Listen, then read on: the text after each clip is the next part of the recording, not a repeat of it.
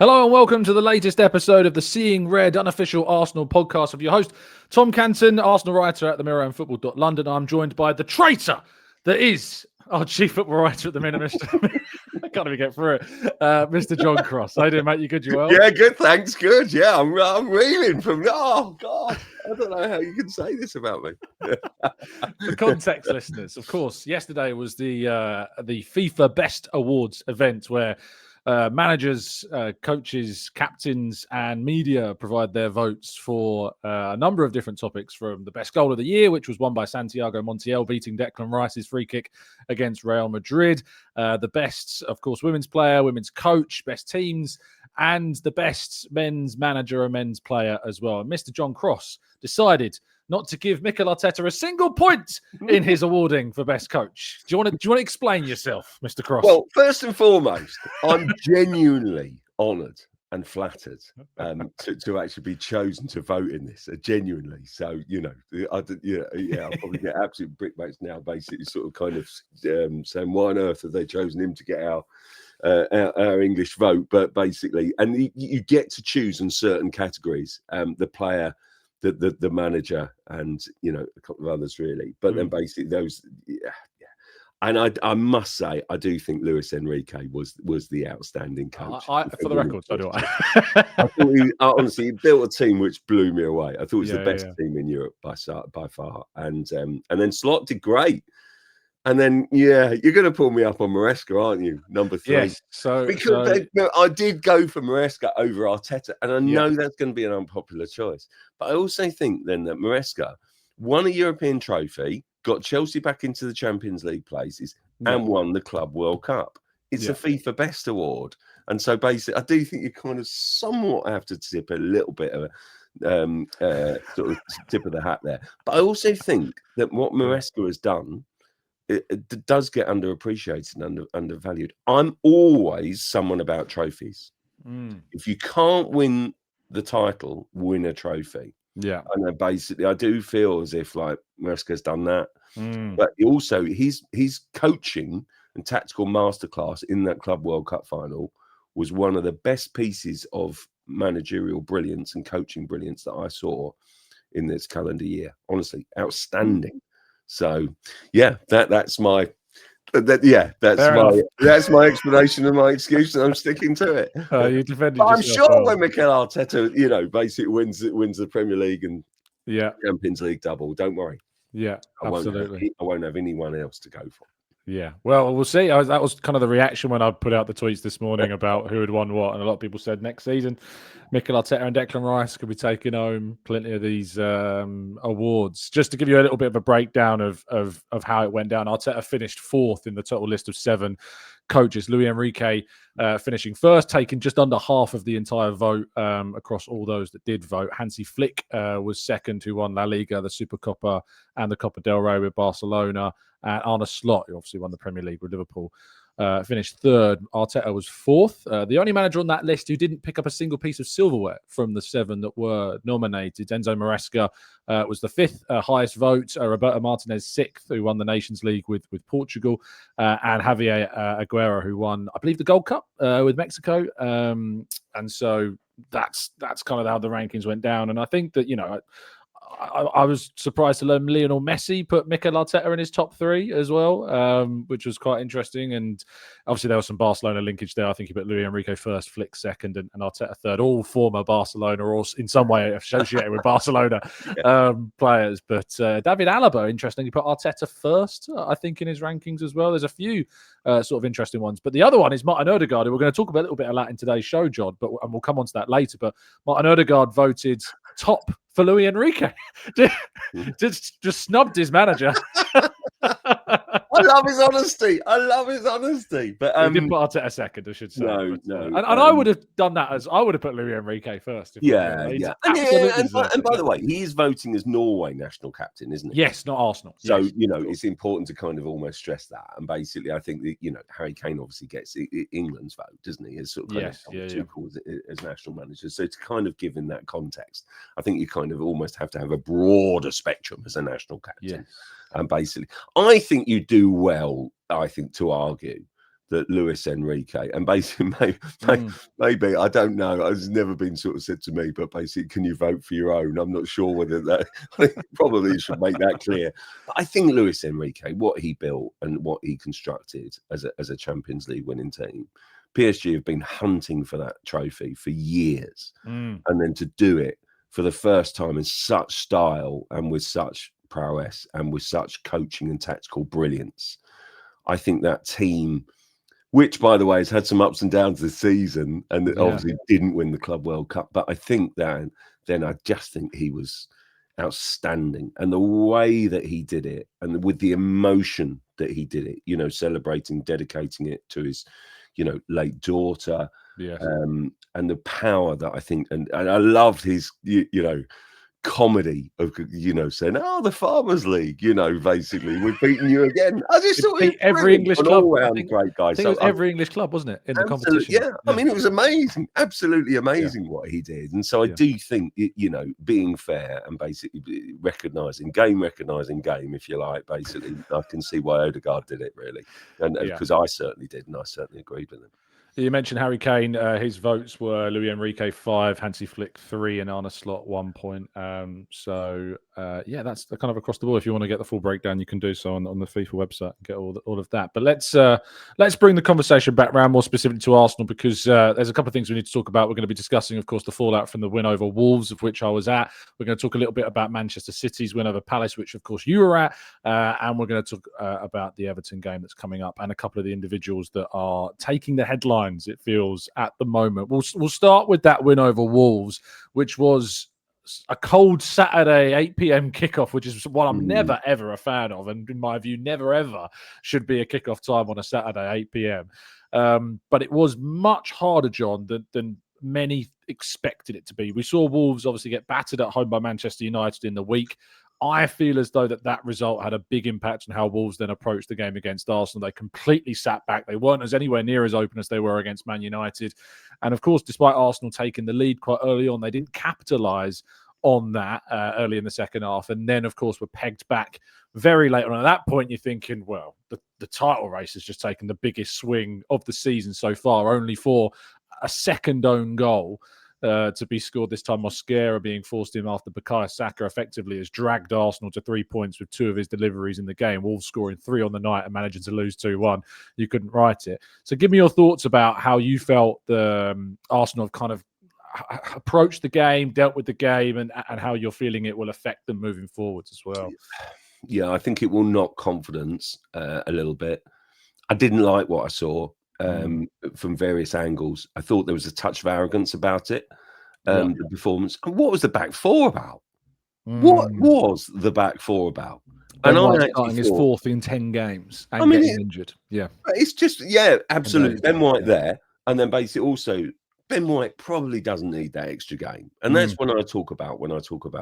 I mean, what must be like Miles Lewis-Skelly be thinking? Because basically, if you can't play there and start there, then basically, I feel as if he's, almost been told to kind of Arteta kind of, fight your way back and show what you're about. I think it's kind of is almost slapping him down there. I think, and because honestly, with a little bit of a reshuffle, it's so blooming obvious that basically you do Timber right back, Saliba right side centre half, Nkape left side centre half, and then Lewis-Skelly at left back. And then you get to rest Ben White or leave him on the bench. Everyone's in their more natural position. But rather than do that, you'll end up with Saliba left side centre half. What's all that about? Ben White exposed and gets injured. And I just think, if I'm Wolves, I'm thinking, okay, Arsenal not taking this very seriously then. And to me, that smacked of the whole performance. They didn't move the ball quick enough. They were waiting for the goal to come to them. I think they held on to it. They weren't slick. They weren't, cohesive. And I think that there was an element of real disappointment here. And then basically, and I think Wolves could probably sense it. Yeah. And I think they basically feasted on that and thought, okay. And they grew into the game and became more resilient, more resolved. And they definitely, I totally agree with you, Tom. I think they basically changed direction tactically on the back of what happened a few days earlier. against United. And basically, I just think, the wheels really came off, I think, a little bit. And I think it was a performance, in my view, that should spark a reaction. I have heard that basically, there was a lot of anger afterwards. I mean, it was pretty obvious. But then basically Arteta really telling them, basically, we've got to improve. And I guess that's what he did publicly. But I do think that message has gone to the players directly afterwards as well.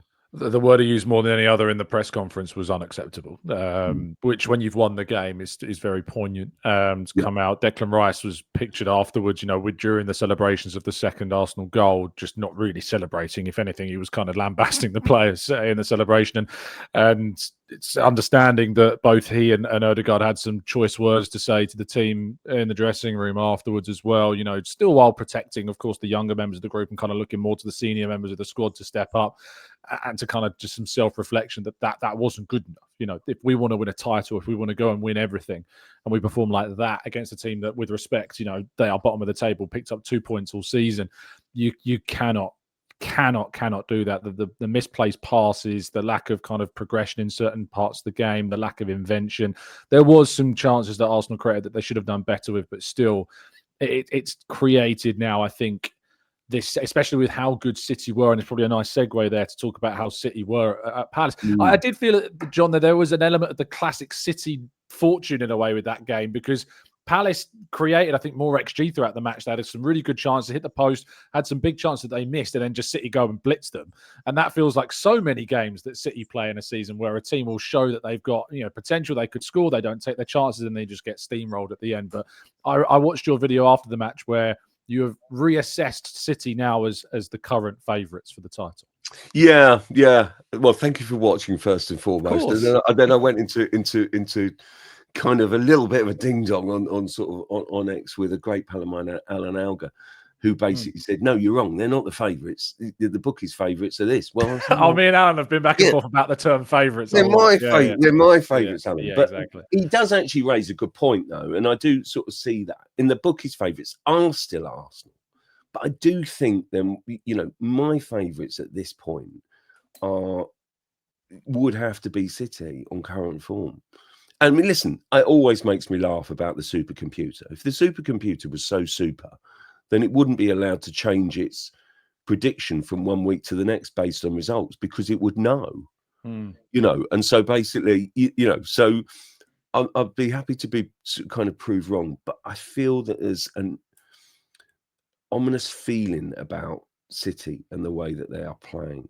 They're not great defensively. One of the reasons why Palace's XG obviously was so high was because I think it was over 3, wasn't it? Which, bearing in mind, then they didn't take any of those chances. It's really quite surprising, based on their kind of performances and sort of results this season. And it was because they were able to get so behind City's defence so many times. And basically, that is an issue for City, clearly. It was a mixture of Palace's poor finishing, some decent saves from Donnarumma, and then Diaz also being on his game, basically.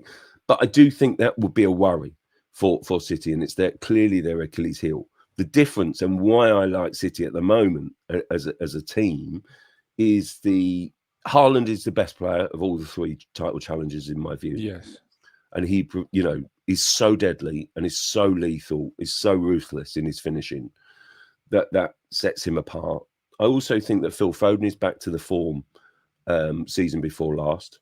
There's always this talk about, when English players do well, you lot in the media favour English and stuff like that.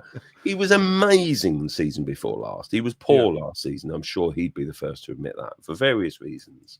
But it feels like he's back this season. And then Cherky, I think, is a good signing. He's a good player. And basically, I think it's not a classic City team, but I think that 5 straight wins in all comps, shows City are hitting, the traps basically. And really, I think they look pretty good and will take some stopping. And I think that will be a concern for Arsenal. Why? Because I think mentally, they've usurped them in the closing stages of a couple of title races in recent seasons, and that will be a worry. It's got to be. It's got to be. And it's a test of Arsenal now and their strength of performance, but also mental strength, I think, as well. No, I think you're spot on. I think this season is all mental, like in terms of just that element of the game for Arsenal, because I think they have the quality to win the title. I think they've got the team to win the title, the depth to win the title, the manager to win the title. They've got all these things. But it's just, do they have that mettle? Do they have that composure? It showed that there's obviously still some cracks and concerns in the game against Wolves, that composure, that response. And, I think this Everton game, even though it's not kind of the blockbuster fixture of the season, for me, that is the most important game of the season so far, that Everton game, because what Arsenal fans and what Arsenal players need to see is a response. We need to see a reaction, a performance that isn't just, it's not enough for Arsenal to beat Everton for me on Saturday. Arsenal have to go and beat them well and show them that they are responding. That game against Wolves was an anomaly. And they're looking, of course, with the benefit of a first midweek off of action since the week commencing August 25th, which is a mad story in itself. They need to take that time, utilize that break. Arteta can finally start to kind of work with his team again. I love the way he said in the press conference afterwards, where he said that when you don't have enough training sessions, things start to deteriorate. Connections, understanding, methodology starts to break down, and you have to re-establish that when you get the opportunity to train more often. And Arsenal, of course, returned to training on Tuesday. No Martin Zubimendi was spotted, although we believe it's kind of more of a load management situation than anything more sinister, but we'll hear from Arteta more specifically on that on Friday. But there has been a couple of players in focus. I'll start with Martin Ødegaard, because we've kind of touched upon him already. He was one of the players in the dressing room after the game, giving his thoughts as captain to the players and doing his fair duties. But he's coming for a little bit of stick of late, and he's only played a third of the minutes that Arsenal have actually played this season because of 3 separate problems, 2 shoulder injuries and 1 knee injury. And I know you're a big fan of his, John. Do you feel as though the arrival of Eze and like how the team is kind of struggling to be as free-flowing and fluid as it has been in previous seasons to attack, is that falling more squarely on the club captain? Yeah, I do. I see a few sort of kind of pieces and sort of saying, they need to work it out amongst themselves. I'm not sure that's entirely true. And I think that basically it's down to the manager to find a nice balance. And I think if you look at it, I think one of the reasons Eze was signed, for example, slightly going left of centre here, but, was his versatility. So then they basically could play wide left, as a longer term option, if you like. To provide some creativity, and he also could play as a 10 as backup to sort of Odegaard, but also maybe dual 8s. Look at that sort of system as well. And there's been really good moments and so on. But I have to say, and the reason I bring that up is I think Arsenal are a much better team when Martin Ødegaard is in it. Yeah. Last season wasn't probably his happiest season, simply because few injuries along the way. You're always chasing your sort of kind of form of fitness. And then, from everything I understand, he was brilliant in pre-season and absolutely fantastic on it, hungry, determined, looking great, absolutely fabulous. Because I actually think on his day, I think we're talking about one of the best midfielders of his type in Europe. I really do. And then basically when he's playing well, Arsenal play well. And then basically he's been slightly beset by injuries this season. I think there's a couple of reasons why I think he's captain. He's first and foremost, I think he's kind of, you're only going to choose a captain that's a really good player, right? And that's kind of from the whole kind of best player in the, best kid in the playground kind of aspect, leading by example. But I think it goes deeper than that. In that, I know Arteta loves the way that he leads the press. And basically, you see that and you picture, those shuttle runs, those kind of quick, incisive, sort of kind of closing down. Odegaard leads in every sense by example. So he's leading the press. He's leading sort of kind of the team. The rest of the players look up to him. He's a really good character. He's a really good person in the dressing room. And I think that basically it was telling, wasn't it? When a few people sort of said, "Oh, maybe make someone else captain." The overwhelming vote from the dressing room was Ødegaard. Absolutely blew everyone away. I find it so mad, that conversation. Sorry, and I just think he's a great leader. And basically, I think that's so obvious. He speaks well. He clearly looks after the younger players as well. He's been there, seen it, done it with the Wonder Kids conversation.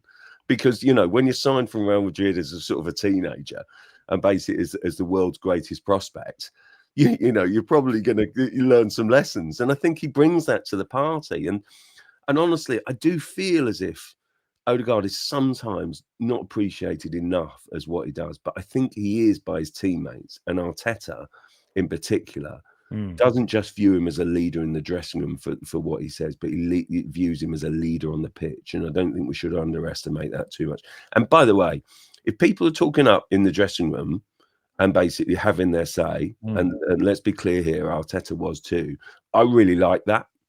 I basically saying, guys, this, you know, we need to be doing more. This is not picking on anyone.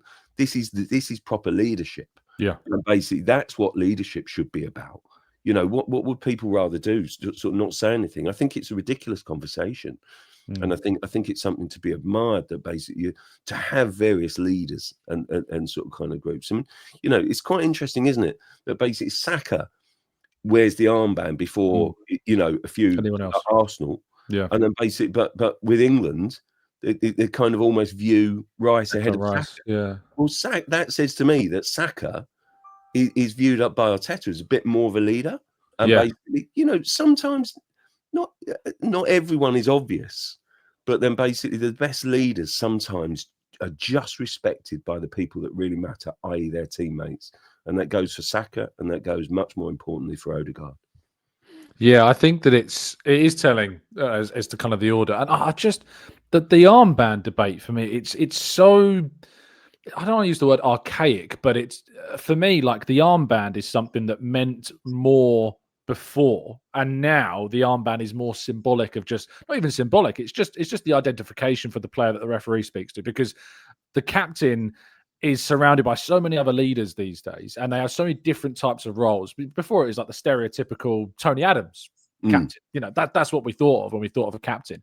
It doesn't have that same kind of essence today. A captain has so many different facets to what they do in a current 2025 football team, and you don't necessarily need the armband to be a leader in the group, and that does go back to I remember listening to watching the Invincibles documentary, where the likes of Jens Lehmann and Sol Campbell and Martin Keown would step up and speak in the dressing room above and beyond Patrick Vieira in those moments, despite not wearing the armband, when they felt there was a need to say something. And there are members of the Arsenal squad that do that. And Arteta's got several members of that leadership group. Rice is part of it, Saka's part of it, Marino is part of it. You know, those most senior players in the group, amongst a couple of others, I look to. And I think that the idea of even positing the idea of taking the armband off a player mid-season when you're looking to try and challenge for a title, how on earth that can be conducive to a positive end result, I will never know, ever know how stripping the captaincy of the team that's currently top of the Champions League table with a perfect run, top of the Premier League table after sitting there and playing the most difficult first half of the season fixtures of any team in the league so far, only have got to go to the Etihad and Spurs are the big six left, and they've already ticked off the likes of the stadium of like Aston Villa, Burnley, etc., some other tricky places to go. So it's just maddening. I feel like it's almost like when things aren't going quite well, it's just, where can the finger start to point? You know, where can we start to discuss? And the other player at the moment that's feeling a bit of the heat is Viktor Gyökeres. He's the other player in the crosshairs. Now, I feel like I've been pretty even about Gyokeres through this season up until the Bruges game when I was in Belgium last week, which is, by the way, amazing city. Would recommend it to everyone. Told you. Great, unbelievable. Yeah, so good. Such a good place to be, especially during the Christmas market period. That square. Well. Beautiful, yeah. Fabulous. Beautiful square. Lovely. Was all lit up, of course, in the Christmas lights. Many a crepe was consumed. So, yeah, it was excellent. But it was the first game where I think I've kind of like put out any energy to I'm a little concerned about Viktor Gyökeres and particularly kind of what he's showing so far. But I think what happens so often, especially in this world of social media, that you kind of get shoehorned or pigeonholed into these categories. And clearly now, because I've said something slightly critical about him, you now hate Viktor Gyökeres. You never wanted him here. And that's not the case. I think the guy needs time. I wrote a piece about it yesterday about kind of the comparison to how Havertz was scrutinised when he first arrived and how Gyokeres has been scrutinised in the different context of both of their arrivals and why Gyokeres is under a lot more pressure than Havertz was then. And as a result, the conversations led this way. But where are you at with Viktor and what he's doing, what he needs to do, and where the centre forward whole situation evolves next. Yeah, I did look at the game, particularly against Wolves, and I was worried there. Yeah. And I thought that was the lowest point, actually, to be honest. I think there's been some, disappointing performances, but I do think that was, in the context of, because I think before he got injured at Burnley, he was working up a head of steam and some confidence and some belief. Yeah. And then basically I then thought, well, here we go. And I do actually genuinely think he's generally better away from home. Obviously, that's slightly different from, Bruges, but basically, I think the way that he's able then to lead the press, if you like, and then basically because you, as a team, you're kind of just setting up differently away from home, it's natural. And then basically he's a value to the team. And he was finding his groove, if you like, by about Burnley. He comes off injured at Burnley and then basically is out for, a month or so. Mm. And then it unfortunately interrupts that kind of progression. And I really like the way, I genuinely really it makes my heart glow, and it's nice that basically the way that Arsenal fans have backed this player is great. Mm. And I think it's really, it's really interesting. And basically we've just been sort of kind of critical of, some of the sort of fan base of Odegaard, but I think the match going fan really likes and appreciates Gyokeres for what he does, because he works hard. And I know that should be a given, but it's not. It's really not. And basically, really, gives everything to the team and basically leads from the front. And that's, it's different to Mourinho, isn't it? Because Mourinho's stats are good, but he's just not a centre forward. And he just can't lead that press. Yeah. And so it's different for him. But I do think on Saturday, Gyokeres worried me because he was so poor. And it was like playing with 10 men, to be honest. And that he just didn't look, he looked sluggish, he looked slow. I think when he was getting up to speed, you didn't look at the big kind of, he is a big unit, but basically you looked at him when he was there, basically with some speed and some pace. And now you look at him and you think, oh, he's a big lad. And basically it's just all about perception, isn't it? And basically it just didn't look like scoring. No. And that's a concern for me. And I think Gabriel Jesus, when he came on, was much better. And basically, he's really been chomping at the bit, I think, and so being really, really good. Yes, and, sharp and made a difference. And I just think he's a striking alternative. But it would be a bit of a killer blow for Gyokeres if he was taking out the team, the starting lineup at Everton, because would you start Jesus there? I probably would. Yeah. So would I. Because I'm not being funny, but I don't know what you think, but I think he makes the team flow better. Yeah. Because the biggest thing with Gyokeres is that, yes, he works hard and what have you, but in terms of flow and actual kind of, passing movements and sort of kind of, that's where it breaks down a little bit with Gyokeres. For such a beautiful football team, that Arsenal definitely are, and they play nice football at times. Gabby is a better fit than Viktor. I spoke to someone at the club after. I was speaking to someone at the club after the game on the weekend, and I said to them, when Gabriel Jesus plays, I feel like I'm watching Arsenal again. Is the word I use, because it fits like that style of centre forward, and I really want it to work with Viktor. Like it's not about egos and opinions about who people wanted in the summer. If he's the centre forward for Arsenal, I want him to be a huge success, because if he's a huge success, it means that we're a huge success. And it's just not quite working. I asked Arteta before the game against Wolves, I said, how much is it when a player comes to Arsenal, when they've come from a very different environment and they are a very different profile to what you've had before? How much is it that they need to adapt to you, and how much is it that you need to adapt to them? And he said that I think the two things have to merge, and I think we have to put the player in the best possible condition to explode and fulfill their potential. And he says he feels that they have done that. And there are certain things that within the role, in the manner that we play, have to be fulfilled. And that's a combination of both. And then it's not only that, I think more important is the connections and the players around him at the end. And those interactions, that understanding how it develops. And before the injury, I think he was in a great place. And I think it took him a while at the beginning because, as you said, it was a different league, a different demand. He had no preseason, and now he's starting to get into those areas again, some momentum, and some of the goals will come, and we're going to be very pleased. So he's backing him, like he's backing him to succeed, and he feels, I think, once the goals start to go in, he'll get that momentum. It's easy to say it; it's a different thing in practice. And he's scored so far in 4 games out of 19, which is pretty damning in terms of a start. You know, yes, he's had no preseason. Yes, it's a different league. And yes, you can look at other examples of Alexander Isak or Liam Delap and Joao Pedro. And, you know, they haven't necessarily clicked much better than Viktor has. You know, even Hugo Ekitike, I think, is probably the best of the bunch of those centre-forwards that have arrived at clubs. But again, even Omar Marmoush at City is not necessarily clicked. And when you've got Erling Haaland in your way, it's difficult to do that. But I think that it seems that the market in the summer for centre-forwards wasn't really there. Šeško's not really done it at United, and now he's out injured. So Arsenal find themselves, I think, looking back, and Kai Havertz is closing in on a return. It's hoped that he might even be able to be back in the squad before the end of the year, which is good news. But I, like you, worry that if Viktor Gyökeres does get dropped out the team, and it'd be difficult to argue against it, you know, at the moment, and really criticise the idea of doing that, then it's a lot of money that you've invested in a player that you are suddenly giving a hell of a mental jab, basically, by dropping him. Yeah, it isn't. Yeah, it's a really interesting one. It does take us back to that kind of dilemma in the summer, doesn't it?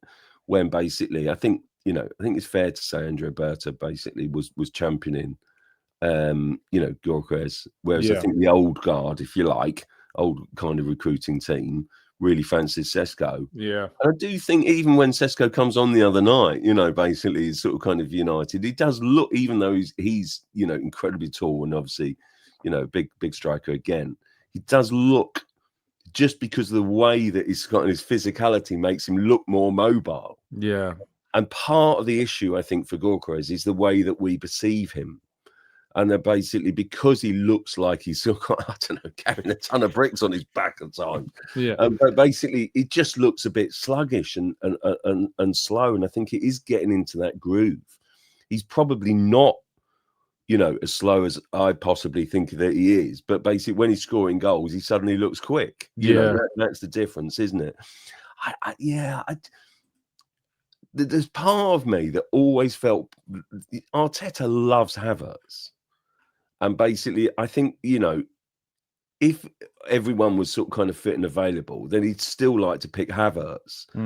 And there's no doubt about it. He just has come back really well and sharp and fit and determined with an incredible attitude. And then basically, then you've got Viktor Gyökeres, who it feels to me like it was almost kind of social and peer pressure. You must sign a striker.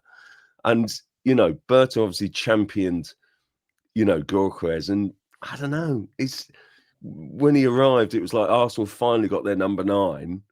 And now it's like they've got their number 9, but basically, it feels like they probably, a lot of fans probably want to bring back Havertz, and so I do think I feel a bit sorry for him really in this, because there's clearly a player there, but this was always going to be the issue. Yeah. In the basic, this is a player who, built up a reputation at Coventry, went to Sporting, scored an absolute ton of goals. But then we're saying, can you really judge him on the Portuguese league? Yes.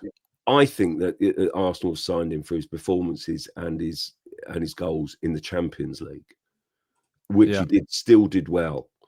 Although, Saliba and Gabriel, did keep him quiet that night, in Lisbon, basically. So, yeah. One of the things that was said, the jury's out, Tom. Yeah, the jury's out. One of the things that was said at the time was the record of Portuguese league strikers coming to the Premier League or even to other European leagues and succeeding and matching what they were doing. There isn't many examples at all. Gyökeres, obviously, the last 2 seasons won that top. We've seen Darwin Núñez, come to Liverpool. it's not been the success that perhaps that they thought it was. He was linked to Barcelona, of course, before he made that move. Carlos Vinicius went to Spurs. It didn't really work out. Jackson Martinez was linked to Arsenal for a long time, went to Atletico Madrid, didn't work out. He ended up going to China in the end. Like, you can go back a long time to get kind of these, to get these kind of numbers. And it's obviously a very, very different environment. I think there was a few sporting fans that were doing some conversations online about this, and they basically said that, at first they found that Gyokeres was a bit clunky and was a little bit didn't move the same way that previous iterations of sporting forwards have done in the past. But Amorim basically changed the system to work around Gyokeres, and then it started to flow and click, and he started to score plenty of goals. The problem is I don't see Mikel Arteta doing that at all.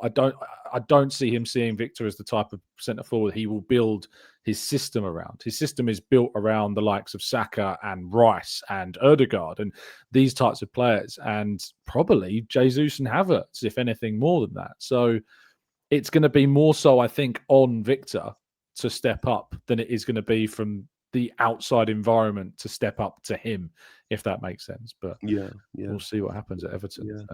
Interesting one. Speaking of which, of course, we'll do our flashback segment, which is the part of the show where we look back at some of our favourite, or not necessarily favourite, but kind of key moments, if you like, from the relevant fixture that Arsenal have, which is the trip not to Goodison Park, but the Hill Dickinson Stadium. Have you been yet to the Hill Dickinson Stadium? No, I haven't. I was very much looking forward to going for this game, but I'm not actually going simply because the fixture was shifted, and I generally do a game on a Sunday rather than a Saturday, and so I was a bit gutted by that, because I don't know whether I sort of said this, but basically I'm into my 80s with grounds visited across, and basically so I'm always looking to tick off a new ground, and this one looks so spectacular and brilliant, and I do like Everton, going to Everton.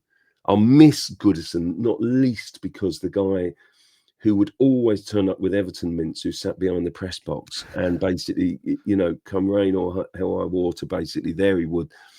And I always felt very, very privileged that I was one of the journos that he would offer an Everton mint or two. Oh, that's nice. So, and so I will miss it for many, many reasons. Not maybe he'll be there still. Well, exactly. Can they squeeze him in? That's the thing.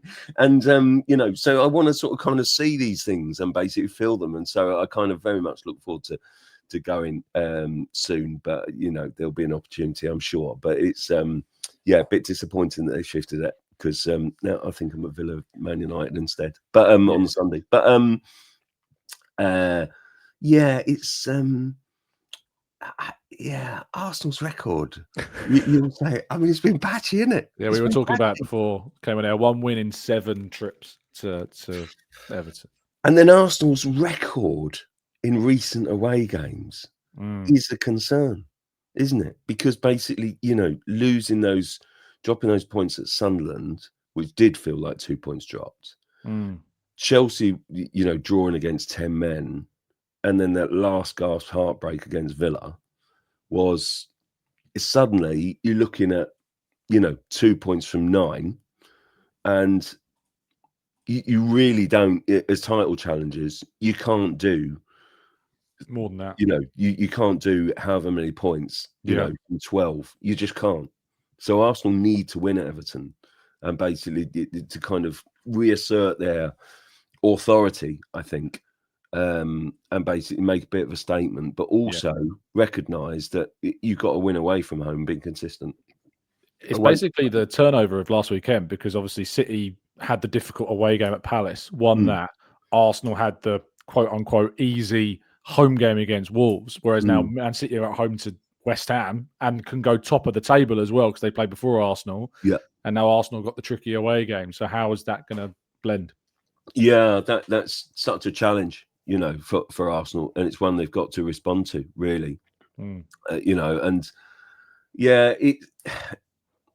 think Arsenal have enjoyed this season sort of leading from the front, and there's been opportunities, haven't they? They've sort of kind of led by 5 points. They led by, 7, I think, at one point, and basically they've had opportunities to go further clear. And now all of a sudden they're sort of kind of reeled back in One of my pals is always telling me they won't stay top for the end of the season. And I was thinking at one point when they're kind of at least 5 clear, probably more.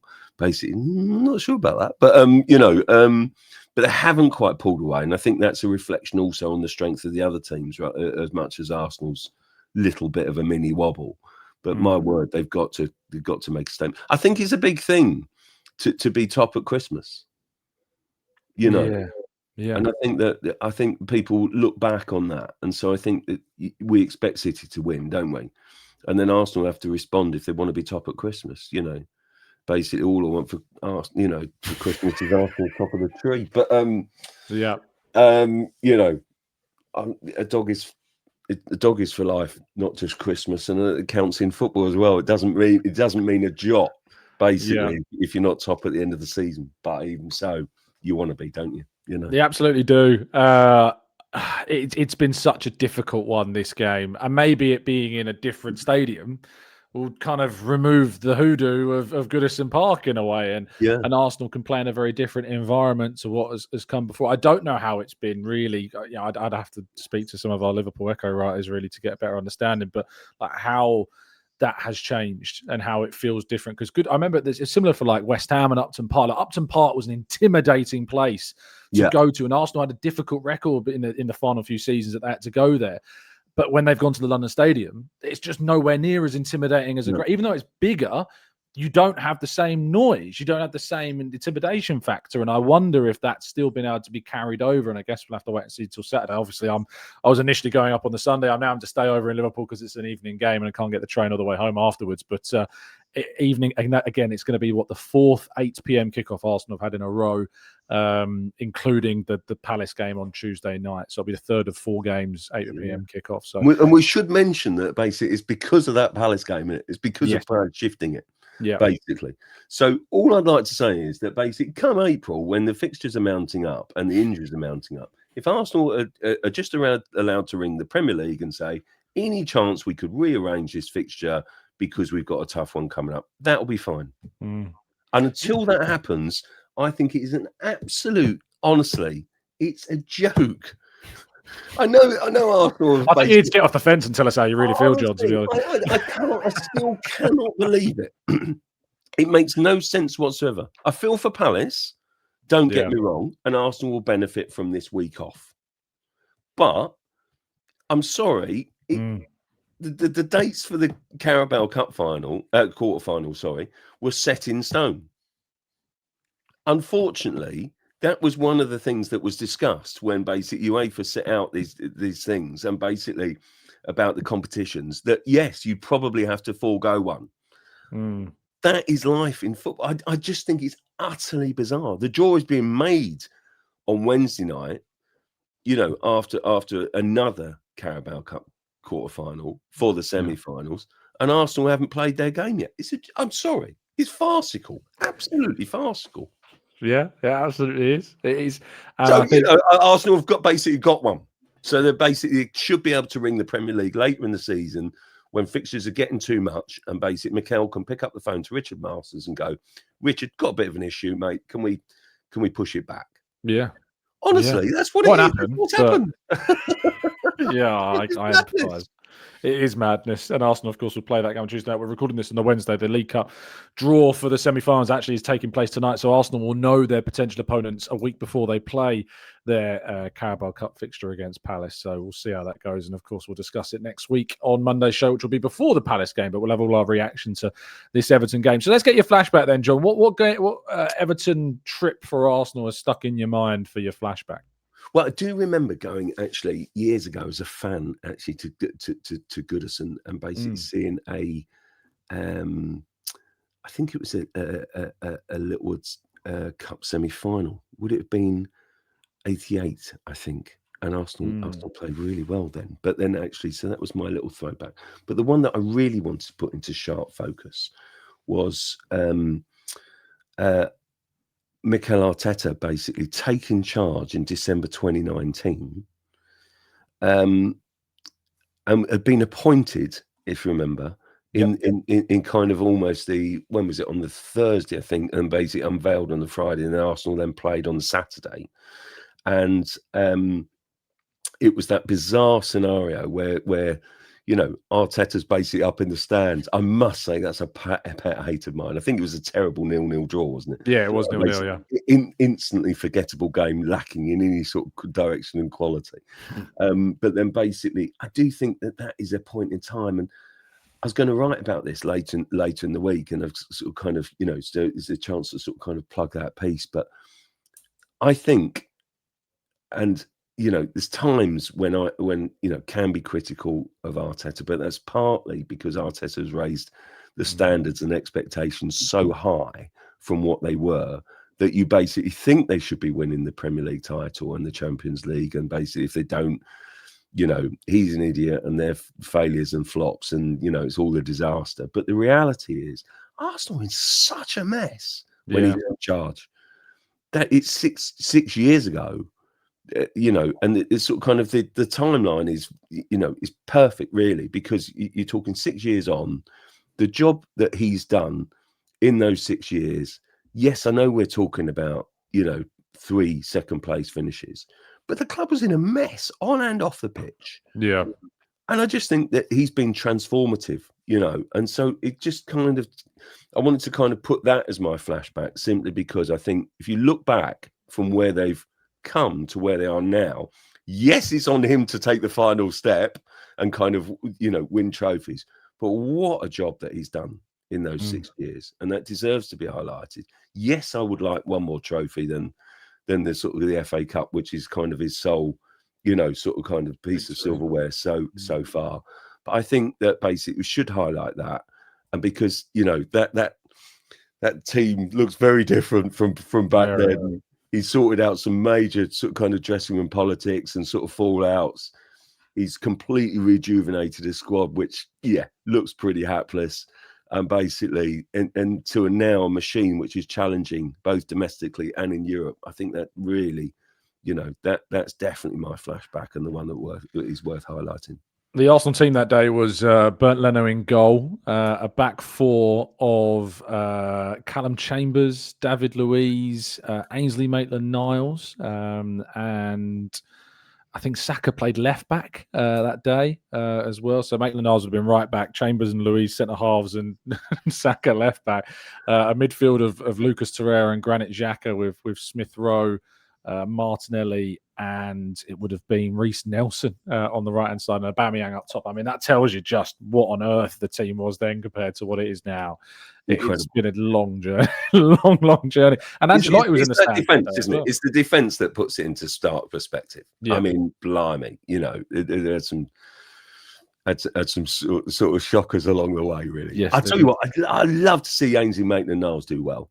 He's doing all right. Leon. Basically, yeah, super. So, you know, hats off to him, because honestly, I do think he was a good sort of kind of quite a character, and basically sort of kind of obviously one that sort of kind of came through and sort of battled a few against the odds and stuff. And so it's good on him. But some of the others, I mean, yeah, I think Callum James is at Cardiff now, isn't he? So, yeah, he played last night against Chelsea, playing centre half. So in League One. So yeah, that kind of tells you kind of the level that we were talking about. No disrespect, it's just the reality. You know, Arsenal just evolved beyond these players. But my flashback, I'm only going 2 years later than you, nearer to the present day in 2021. A very cold December night where Everton overturned a 1-goal deficit. Martin Ødegaard scored in the 40th minute, and then goals from Richarlison and Damari Gray on the 90th minute. Brilliant strike from outside the box it was from Gray that night to give Everton the win. But the significance of that game was that was Pierre-Emerick Aubameyang's last game for Arsenal, last appearance. He came on, you know, with the game at 1-1. He comes on 5 minutes left and Arsenal lose 2-1. Not to say that it was his fault by any stretch of the imagination, but the significance of kind of those big moments in Arteta's tenure being having to overhaul the squad and make some massive decisions with some huge characters in the dressing room, a decision that, you know, has not led to Aubameyang having many kind thoughts publicly to say about Arteta, and unsurprisingly so.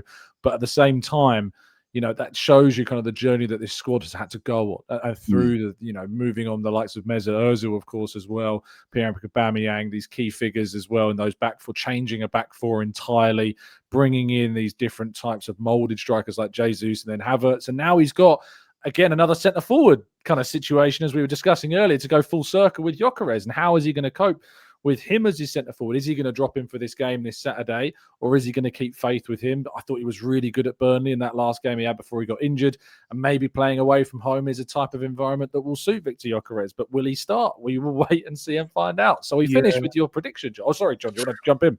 No, I was just going to say, it was a great shout on Aubameyang, and basically, am I right in thinking slightly, a bit niche here, but was his performance as a substitute rather abject? I seem to remember him getting some criticism. Barely was a sub. To be fair, and then basically just not showing a great deal of interest. And maybe that was the sort of kind of the final nail in the coffin there. And that was that was a bad one, wasn't it? I think it was bad. Yeah, it was. I know, it's a reminder. Well, no, Tom, you won't be surprised to learn that basically I think Arsenal will draw at Everton. I had it written down. Maybe I didn't even need to do it and say they'll lose at Everton, because then basically, for obvious reasons, I think. But they need a response. So basically, you're saying they won't get one. Well, no, you hopefully regular listeners might come to sort of an obvious conclusion where I'm coming from here. So I'm going to go Everton 3-0 basically. Reverse psychology in full swing. I will go for 2-0 Arsenal win just to see, but that record is mad. One win in 7. That is awful. It is a ground that is, last season they came very close to it. It was a very dubious penalty that Miles Lewis-Skelly gave away that meant it ended 1-1 on the day. But look, that was never helpful, by the way. Never. What's that, sorry? No, it's an awful decision. Horrendous. Absolutely horrendous decision.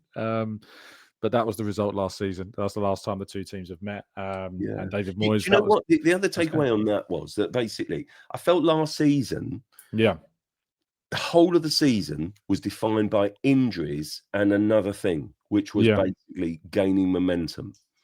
Arsenal's longest winning streak in the Premier League, correct me if I'm wrong, was 3 games.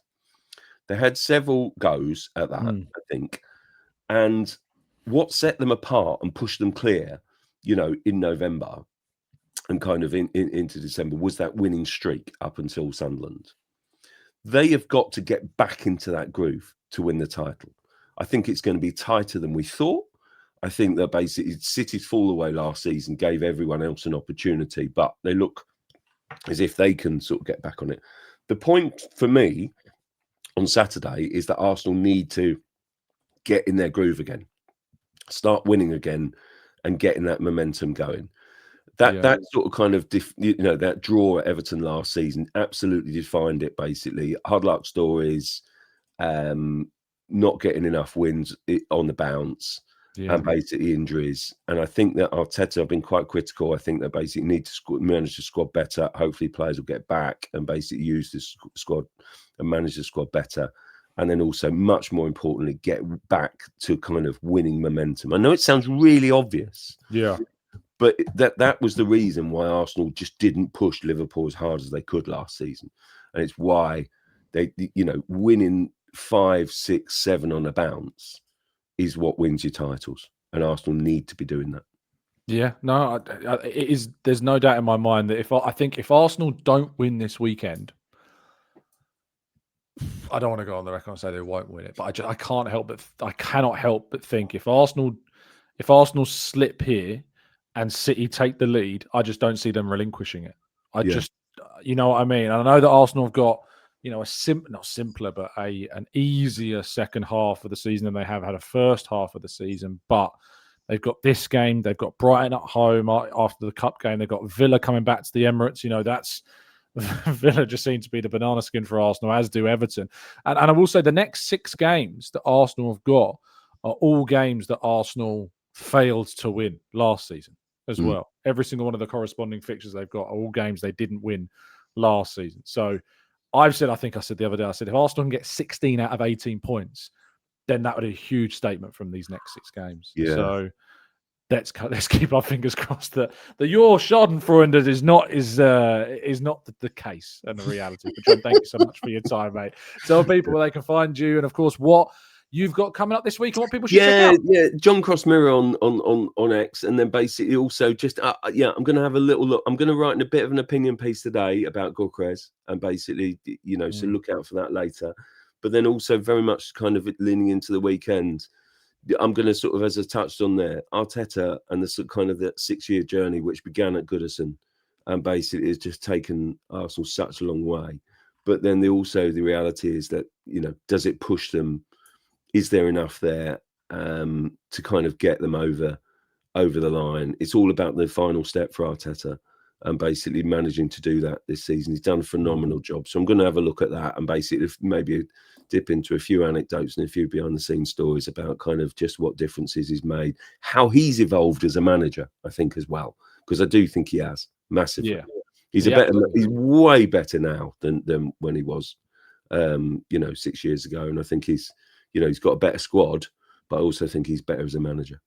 Well, it's still his first ever job as a manager, and he's managed to get himself to become the 4th best coach, apparently, in the world, according to those votes from earlier, even though someone didn't vote for him. But thank you so much, people, for listening. If you want to check out some of my stuff, I've got a comparison between Gyokeres and Havertz and kind of how they started life at Arsenal and kind of the expectations around them and why the contexts are different. There's reaction, of course, to that game against Wolves as well, the talking points from the morning, and also a piece about kind of the African Cup of Nations and how that's affecting Arsenal's run of games. Well, they don't have any players in AFCON this summer. What they do have is a number of opponents who do have players missing, of course, for the games. The likes of Everton, of course, will be without Ndiaye and Gay, and of course of missing Keane and Dewsbury Hall and potentially Jack Grealish as well for that game, which is something of a boost for Arsenal maybe. And then there's other games, of course, they've got coming up against Brighton with no Carlos Baleba and Aston Villa with no Gesson as well. So interesting to see how that affects things. But annoyingly, despite losing points at Sunderland, Man City go to Sunderland in this period where they'll be missing all 6 of their key African figures. And it's just so gutting that they're going to have probably an easy ride at the Stadium of Light where Arsenal just didn't. But that's football. Thank you so much for watching Seeing Red. We'll be back with you next week on Monday. Sorry that the slight late delay in our recording this week. There was a lot going on with our schedules, and so it had to be postponed to the Wednesday. But we're back, hopefully, to the usual scheduled programming next week. John, is that right? Yeah. Monday? Yep. Monday? Let's do it. Stuff. Yep. So Monday next week, plenty of content coming your way. See you soon. Thanks for listening. Drop a like, subscribe, all the usual YouTube and podcasty stuff. And we will see you again soon. And as always, keep seeing red.